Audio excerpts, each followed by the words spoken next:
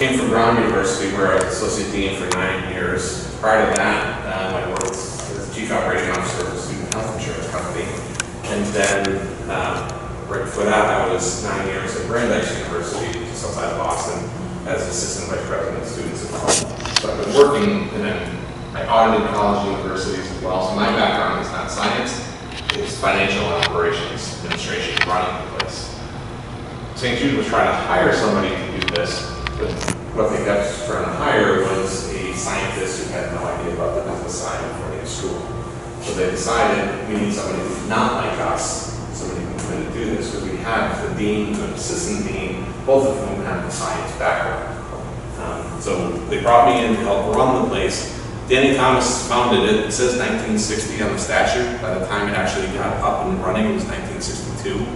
But we weren't going to tell that to Danny because then he would have that.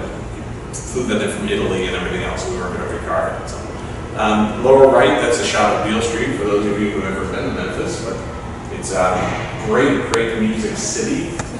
Coming from the Northeast, I'm not necessarily a country music fan, so I greatly appreciate Memphis over Nashville for that reason. The upper right is the original facility, which was, I think, part of St. Joseph's Hospital at the time, and then we've taken that over and expanded. So this is what we look like today. So I was mentioning we're going to have a new 8-story research facility. That is going to go pretty much where this building is currently. So this is where we have some administrative offices, HR, and some of our IT folks that we'll have to relocate somewhere on campus. But that 8-story facility will be there right next to, across from the graduate school, which is dwarfed by this building here. But all of these are research laboratories and some inpatient rooms. We have about 80 beds on campus. I was saying when I first heard St. Jude, I'm thinking like Boston Children's Hospital, but there's hundreds of beds there, thousands of patients, but there's really not. There's very few on-campus beds, and there's a lot of patients who come in for daily care, and then we shuttle them back to the facility in which they're staying. So, if you're not familiar with it, this is the Bass Pro Shop in Memphis, which is pretty cool. It used to be where the Memphis Grizzlies played basketball initially when they first came to Memphis, and I think the University of Memphis used it for a while, but Bass bought it out, and in the background, that is actually the Mississippi River. So it is right there. Although when I first got there, I'm like, I don't throw any boats. I wanted to go kayaking. Apparently it's very dangerous right in that section, so I've been told not to do it, but a lot of people fish right around there anyways. Not so much me. Again, seafood, Memphis, not working for me. So, we talked briefly about POE. I'll quickly explain that because there's a shot of where they stay here. There's an area in Memphis that's called Mud Island. It sounds really kind of gross, but it's very upscale apartments, restaurants, residences. In fact, Justin Timberlake and Jessica Biel have a place in Mud Island. That's where we put up the POE students. We have rooms reserved there year-round that we utilize for many different visitors. We reserve a number of those for POE students from March to August for them to be able to stay there. So we want them to stay together. We shuttle them back and forth. We make sure that everything's easily done for them to get to and from campus, which is only maybe a mile and a half tops from campus. That is pretty much like across over in here is where the Mud Island is. It's not across the river. It's right before going over. Right across the river is Arkansas, actually, which when I was down here in February, I had to drive over to Arkansas. How often do you get to Arkansas? You get from the Northeast.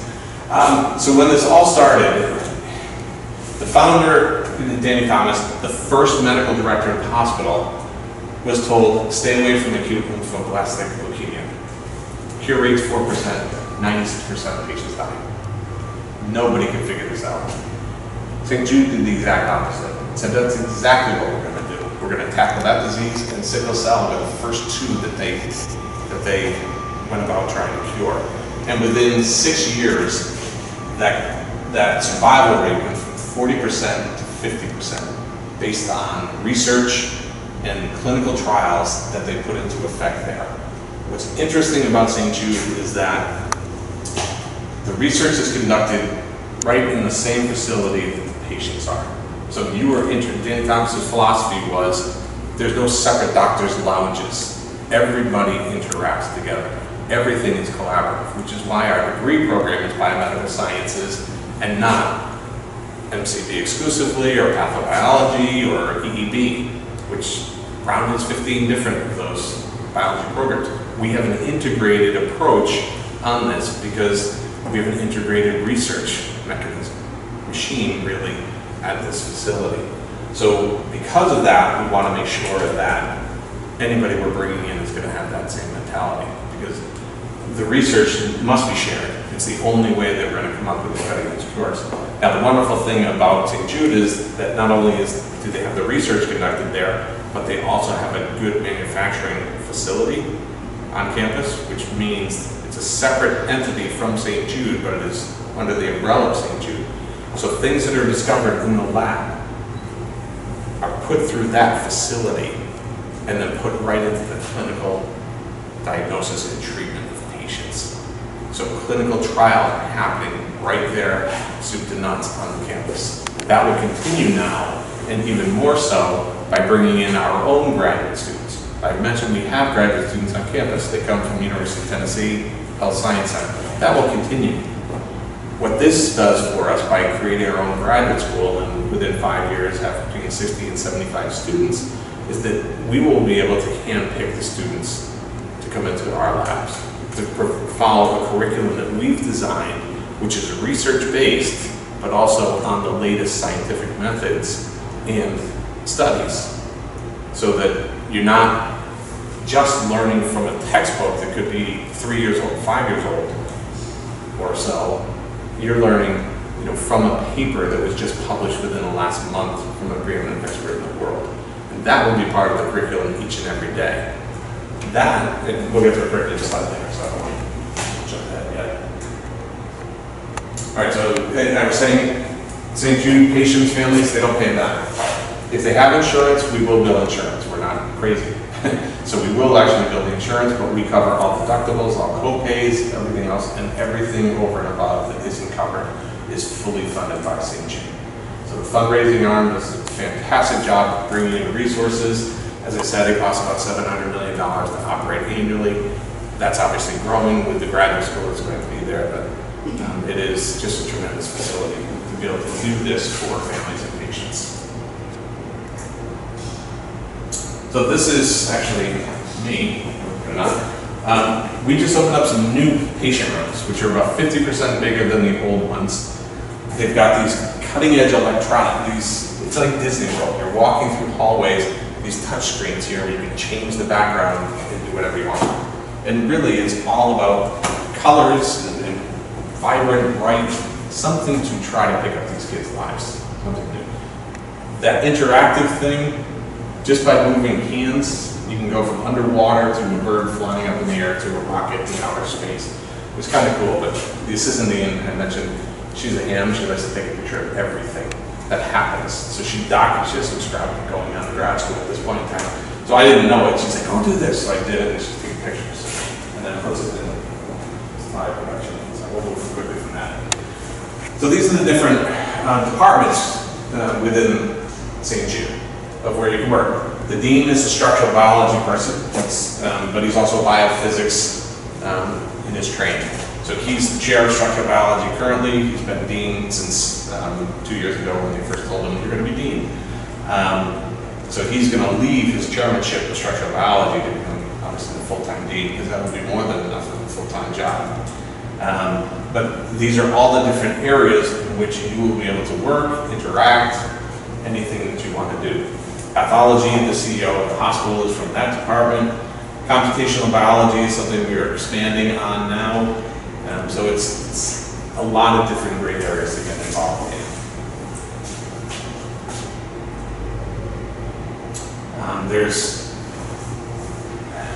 I want to say, they tell me in the neighborhood of 60 different core facilities, about 30 of which that you may, 20 very primary ones that you'll be involved in. You'll be trained in each one of those 20 core facilities as part of the curriculum in your first year. So it's 1 year of coursework, Monday, Wednesday, Friday, we're going to be doing a lecture and then the journal papers. Tuesday, Thursday, we've got other things that will be happening there, including clinical experience, and I'll explain that in a minute, but also the core facilities. So you'll be trained on using the equipment in every one of these areas so that you'll be able to get out your own experiments there. There's also people there that will run it for you, which is great. But the core facilities director of each one of these facilities will be the ones who will show you how to use it. Not necessarily the faculty, you probably don't have a clue, but really the people who do it every day. So you'll be able to go in and do, okay, if I actually knew what this meant, proteomics and mass spectrometry, you would go in and be able to do that. So that is something that is going to be available, you know, right away as part of that first year curriculum. That's a shot of the building from outside. It's in what's known as the Marlo Thomas Center. And for those of you who know who Marlo Thomas is, she's that girl from the 1960s show, but also Danny Thomas's daughter. Still quite heavily involved.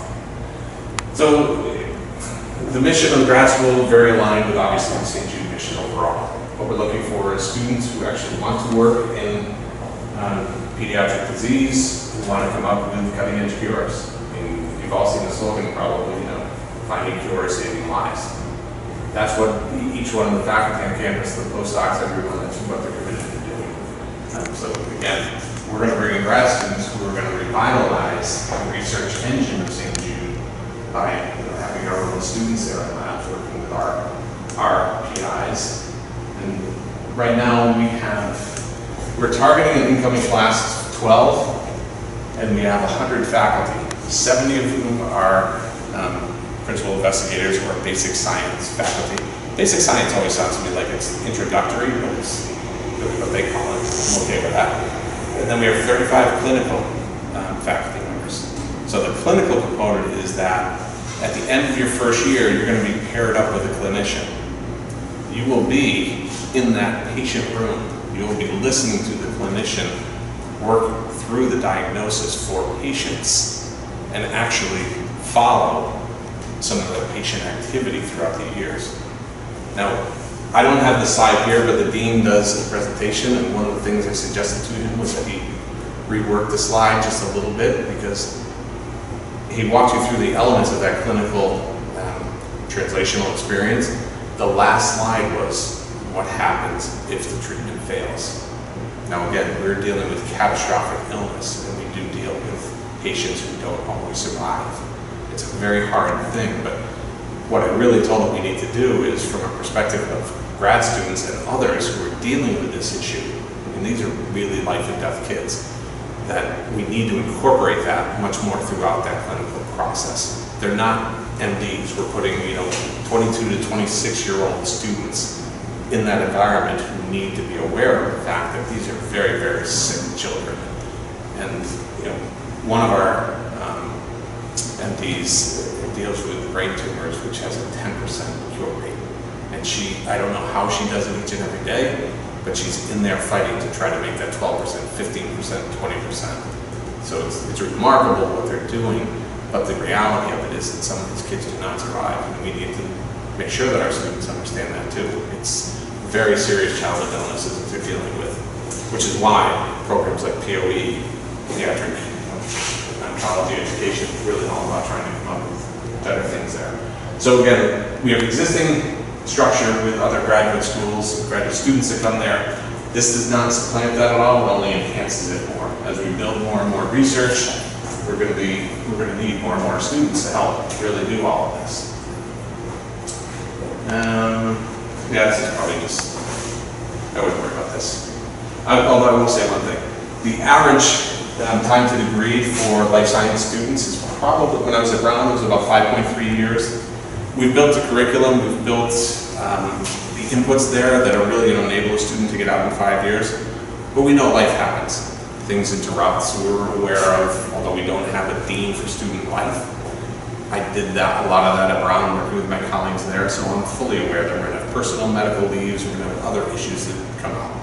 So we realize that it may not be contiguous 5 years. At the same time, we also know that a student might need a little bit more time on research, because part of what you need to do is get publications out there. In the sciences, we're going to work with you. It'll be 1 year of that curriculum training, and then 4 years of scientific research in our facilities where you'll have access to some of the best things in the world.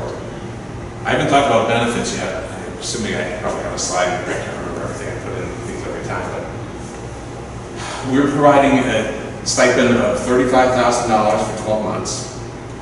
We're providing full tuition. We're also providing full medical.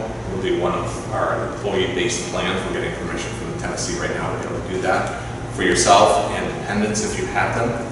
We also understand that right now a child can stay on a parent plan until the age of 26, so 26 in that month. So certainly you can waive the insurance too, but we're also providing. We also provide lab supply budget annually of $20,000 that actually gets assigned to the lab that you become a permanent member of. And then we also provide a professional development account for you. We provide a laptop, it won't be a Mac, sorry, it'll be a Dell. Get used to that, right and left click again. We provide a laptop for you, and then obviously access to wealthy facilities. We are not a traditional university.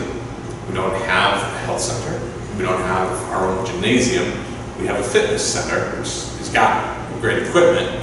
But as part of our board of trustees, we have the president of Rhodes College, which is about 2 or 3 miles up the road from us, and already agreements in place with them to be able to negotiate use of their facilities. We don't have a football team, part of Big Ten, although a Pac-10 guy myself, it's okay. But we're still trying to figure out logo. We're still trying to figure out colors because we think we kind of have to follow the St Jude coloring scheme there, although we don't want to have the same logo. We do want to show our independence, so we're trying to do things a little bit differently right now. So I think I've covered all the benefits that are there. If I didn't, feel free to ask any questions. I don't mind interruptions at all. So we talked about a lot of these things. We have to graduate in 5 years. I mentioned that first year curriculum.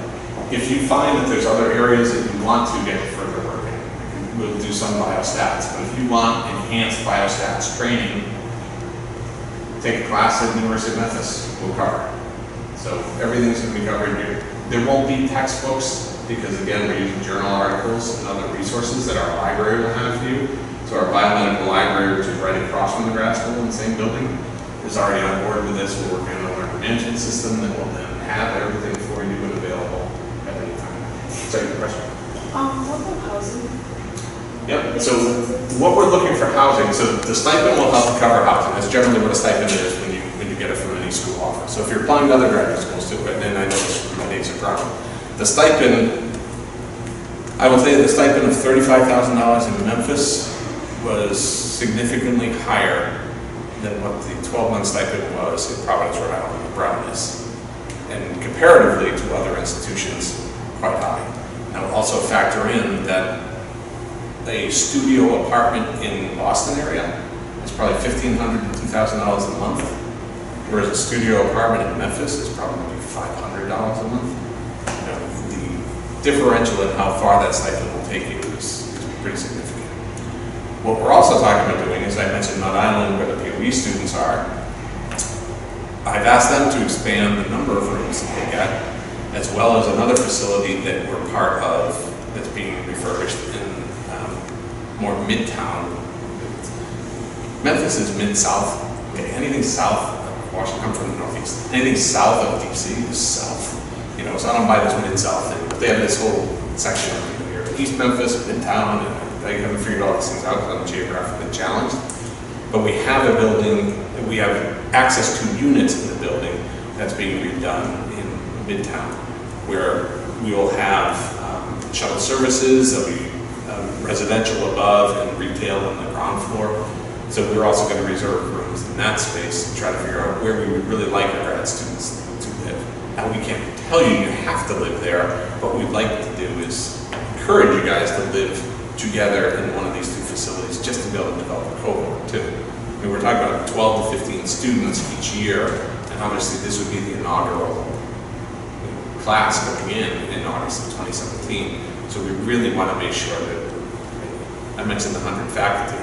So think about your student to faculty ratios here, and it's probably about 15, 18, 20 to 1. There it's going to be like 12 to 1. It's the reverse, or 1 to 12, it's the reverse. One student with the 12 faculty members will be falling all over you to get into your labs and make sure you're doing fine in curriculum and everything else. So for those first couple of years, it might seem a little overwhelming, but it'll be well intentioned. But certainly there will be facilities there. So we're looking at the Mud Island property, and we're also looking at something called Crosstown. There's obviously other private places, private landlords that you could work through, but like any institution, I'm sure this one is the same. They probably don't give you a list of here's all the good ones to go to.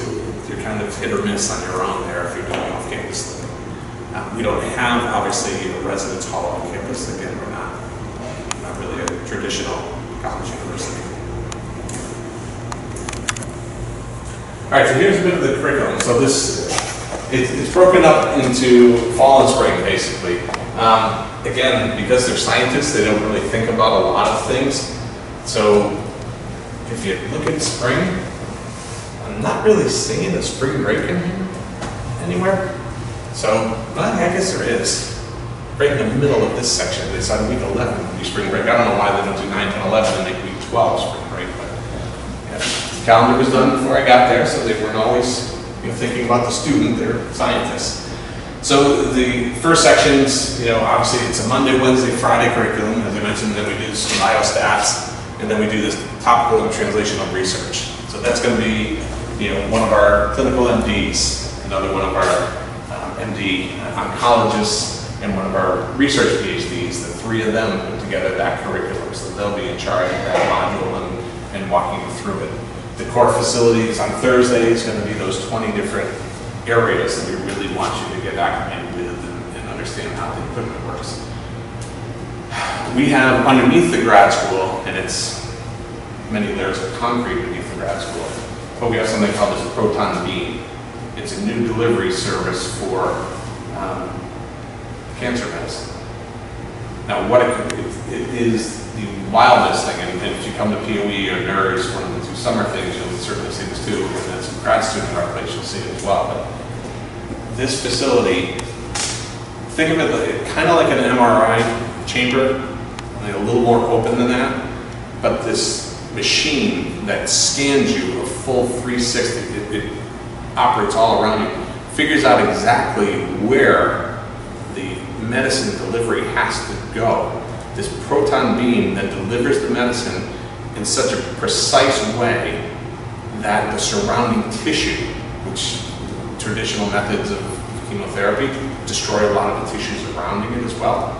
This is really to the head of a pencil lead.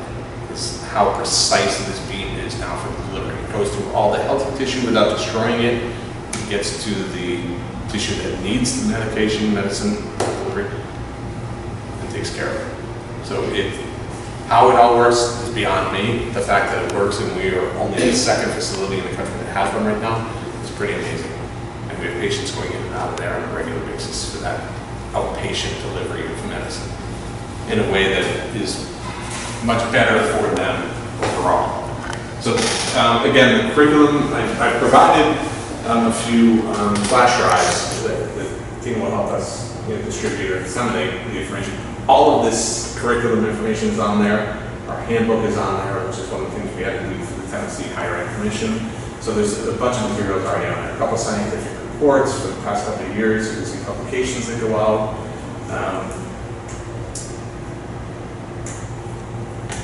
So I didn't know some of these already. Let's see if I missed anything. Oh, also speaker series. So we have something called the Danny Thomas Lecture Series. So we bring in a speaker basically once a week to come in and do this lecture. What I have found, certainly working in 2 different higher ed institutions, is that faculty love to go talk to students. They don't so much like to go talk to other faculty. So our Danny Thomas Lecture Series is really faculty coming to talk to faculty. So it's a hit or miss. We get quite a few great speakers, but what we've found is that they're often saying, well, I'd like your grad students to attend one. We don't have it yet. So now what we're thinking is that the Danny Thomas Lecture Series is going to be enhanced by the graduate school, because we'll have a budget for our graduate students to be able to invite speakers that grad students want to hear, bring them to campus, and maybe they'll also do a Danny Thomas Lecture Series while they're on campus. So I'm going to get to hopefully a picture of our facilities. So we have other things, free on-campus parking, which is great. The Brown was all outside and paid for, and half a mile 3 different places to go. The upper left this is actually the classroom. So when I arrived in January, it was already done. So it's set up in this style. It's going to be a collaborative discussion of students and whoever is presenting on that given day, whether it's cell proteins, whether it's structural biology, neuroscience, whatever the topic is, it's going to be a very collaborative process. Within this room, there is obviously hidden screens and projection, and the dean is friendly with a Nobel Prize winner back in the UK, who will be giving a lecture from the UK to our students here. That postdocs and everybody else already wants to be part of it, but we told them no, it's for the students. So we are going to have people be able to lecture from anywhere in the world in this facility to be able to address our students. So we've got some pretty cool things going on. In the middle picture, it's a study booth. I don't know why they didn't put carols, because they refer to it as that. Those are individual carols for first-year students. Sliding door, they're key lock, and they're all separately keyed. The students will be able to just leave their stuff in there. It's right next to the lecture room. You can go there, do your studying, leave your laptops in there, leave anything you need, lock it, and walk away. Leave it overnight, whatever you want to do. So we've got 12 of those already designed and built, and that's actually kind of what it looks like here. So this is just a door with a slide shot. My son, who is nothing to do with science, he was Spanish and international relations, was down this past summer, since I was starting down here.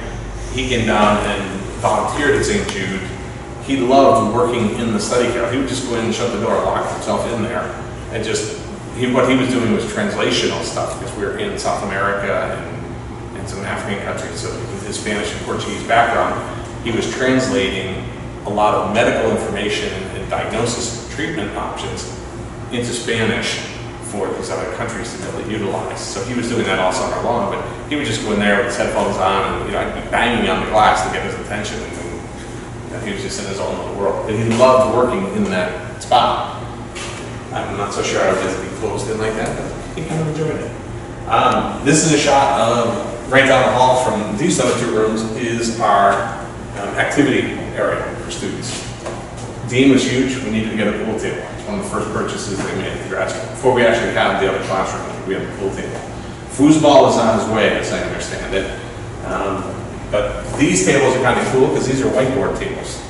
So if you spill over from the lecture room and you have a thought, write it on down. And so that's kind of a neat thing. Over here, there's another angle of it. This wall is pretty big because this is an 85-inch TV that's on that wall, which was huge when we were in the store buying it. That's us in the store buying it. We didn't get these comfortable chairs. I really would have loved that. But this is Dana, so she was Mario. Here's Luigi, and that's Princess Peach. I was Donkey Kong for Halloween this past Monday for our patients. So we were at Best Buy just sitting there checking out their stuff. And that TV behind is only like 65 inches, so this one we have is just phenomenal. There's also Xbox, something or Xbox Live, I guess, and PS4. When we first turned that on, the sound that Xbox makes, that just initial tone, whatever it is, you could feel it in the floor because we had volume up so high.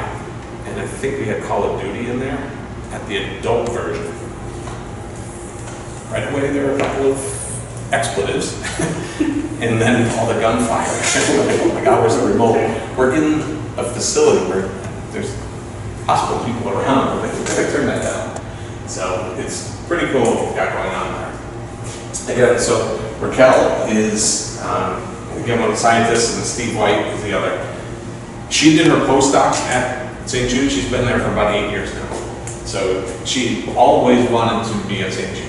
She actually, if you go on our website, the grad school, can you see it? I'm not sure you can. It might just be an intranet. But there was an employee spotlight. She had written, thoughts down, a little diary kind of thing when she was 12 about how she wanted to work at St Jude. And she'd seen all that. She's from Mississippi, so saw all the commercials, everything else.